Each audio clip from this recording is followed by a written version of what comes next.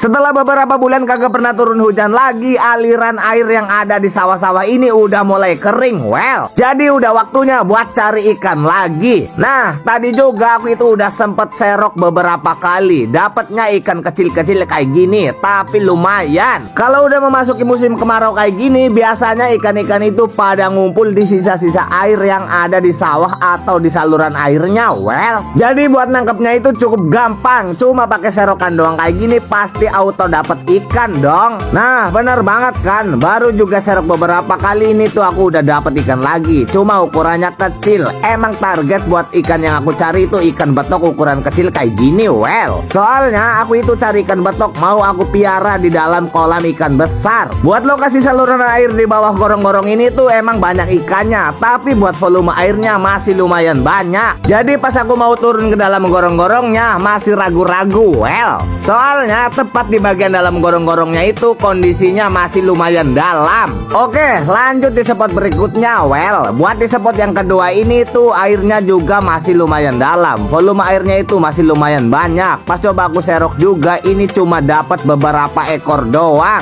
Buat spot yang kedua ini tuh sebenarnya juga banyak ikannya, cuma lumpurnya itu tebel banget. Pas coba aku serok berkali-kali ikannya malah pada kabur. Wah, kacau. Bener-bener ya, dasar ikan kagak sekolah. Well, padahal mereka itu mau aku selamatin, malah pada kabur kayak gini. Ya udah, ayo kita lanjut ke spot berikutnya. Well, buat di spot yang satu ini tuh udah lumayan kering banget. By the way, tadi juga aku itu sempat lihat beberapa ikan yang pada berlarian, pada bersembunyi ke bawah beton yang aku injak ini dong. Pas coba aku raba-raba juga, ini aku dapat satu ekor ikan lele. Wih, mantap.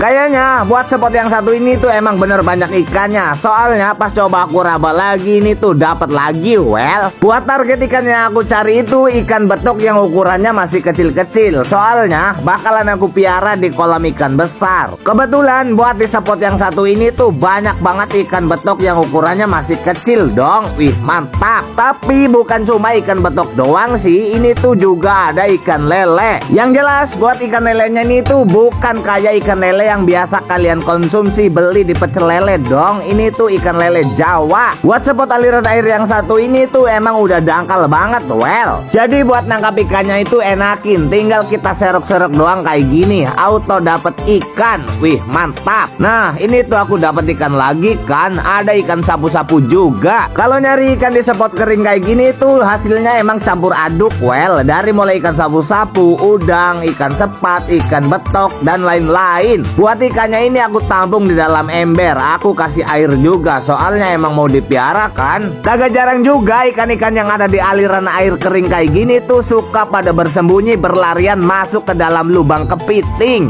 Contohnya kayak lubang yang satu ini tuh banyak ikannya. Well, bukan cuma di lubang kepiting doang. Ikan-ikan itu suka bersembunyi di balik batu atau beton kayak gini. Contohnya di balik beton yang lagi aku injak ini. Well, di balik betonnya itu banyak banget ikannya. Cuma lubangnya itu lumayan dalam. Pas coba aku kodok menggunakan tangan kosong kayak gini tuh sempet kepegang beberapa kali. Cuma aku itu mikir 2 kali juga, takutnya ada ularnya. Intinya buat cari ikan di spot kering kayak gini tuh kalian tetap harus berhati-hati ya. Nah, ini tuh hasil ikan yang aku dapat dari spot aliran air kering yang ketiga. Well, lumayan banyak kan. Kayaknya sih udah lumayan banyak. Jadi aku buru-buru buat cuci tangan, takut ikannya keburu pada mokat. Soalnya mau aku rilis di kolam. Buat ikan lele, ikan sepat, sama ikan gabusnya aku rilis di empang liar yang ada di dekat rumahku. Well, sengaja aku rilis di empang liar dekat rumahku ini soalnya buat ikan-ikan ini tuh tergolong ikan predator. Jadi kalau nanti aku rilis di kolam ikan besar yang ada di belakang rumahku itu bisa kacau.